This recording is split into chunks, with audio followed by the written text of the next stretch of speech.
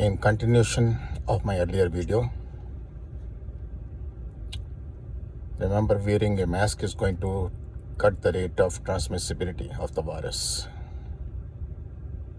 So mask is very important to save ourselves from the virus, which otherwise can prove to be very deadly. And I talked about home quarantine, etc. Home quarantine, I personally don't prefer. The reason for that is going to be because rather than saving the infected individual, it has much more potential to make hotspots grow bigger and then into clusters. And we don't want to see that happen. Remember, if one individual was infected, it's better to remove him to the special COVID care facilities rather than home quarantining. Otherwise, all home people will be affected. Just pasting a sticker on their front wall does not mean they are going to be safe. No, because virus knows no boundaries. People visiting them can infect themselves, or when they happen to visit them, they can infect others. So quarantining as and when it is to be done, it should be done on the outskirts of the city, of the big cities which are densely populated.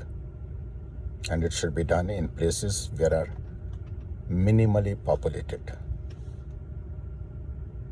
Say outside any village, for example. Right in the open, that's fine. But it has to be a special COVID-19 dedicated medical facility. That means all the arrangements should be over there.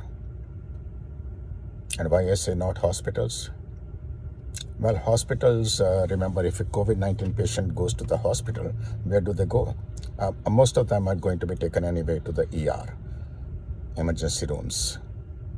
And if they go over there, who is going to be there before they even make their headway into the ER? Well, there are going to be other patients, those who are most vulnerable, highly susceptible to infectivity of this virus. And then even in a 1,000-bedded or 500-bedded hospital, you have about 50 beds which are dedicated to COVID-19. Moving around those corridors, etc., increases the chances of infection further. Remember, those are the closed quarters.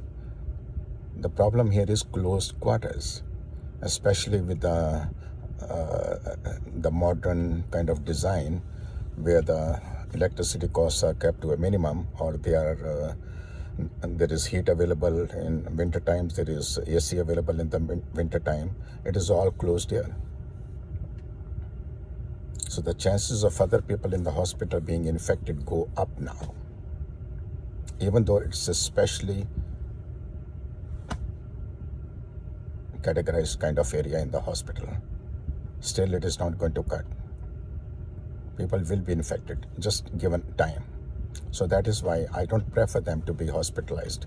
And if at all, it is going to be a special hospital ward which has an outside entrance in and of itself, which has no connection to the rest of the hospital. That should be fine. Okay, that should be fine. People have gone to the hospitals with some difficulty of breathing.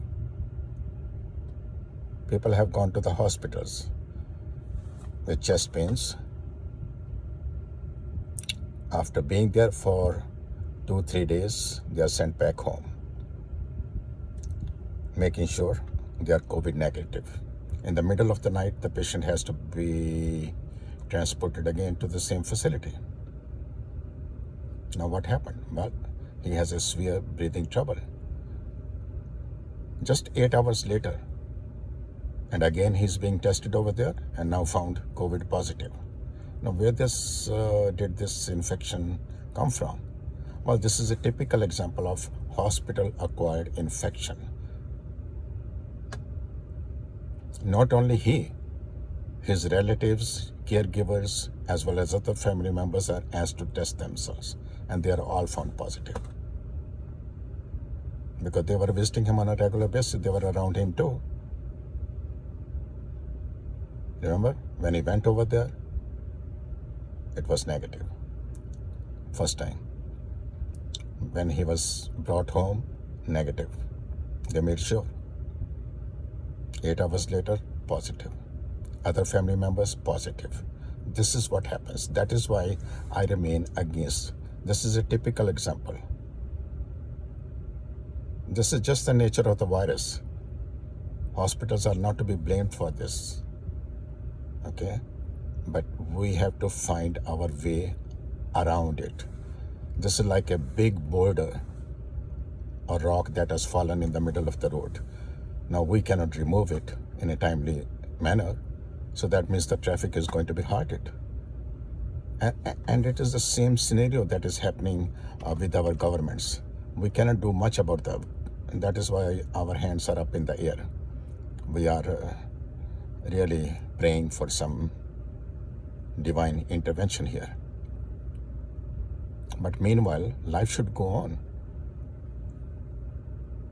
And how is it possible? Well, we have to find new ways to go around that block, which is blocking our way, that border.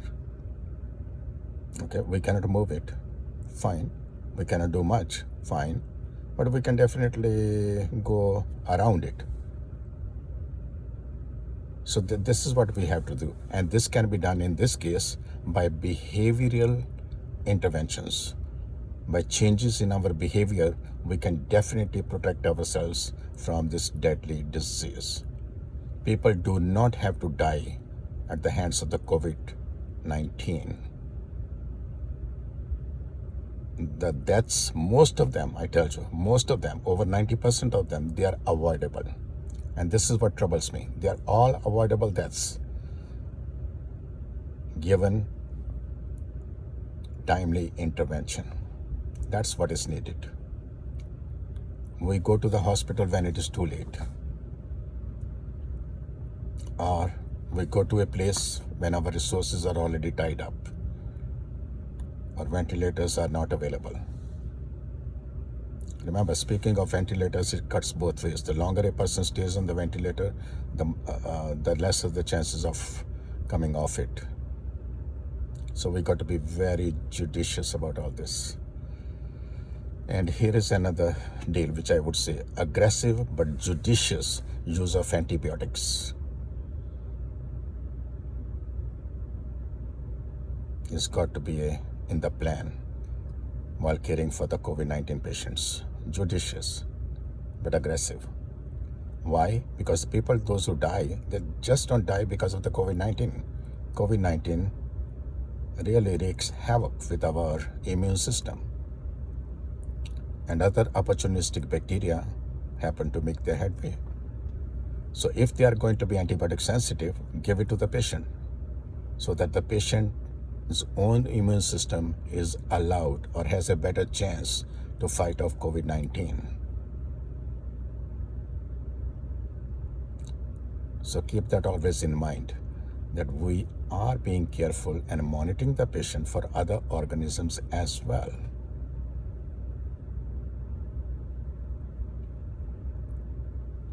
So with these little interventions and points in mind, we can definitely come out ahead.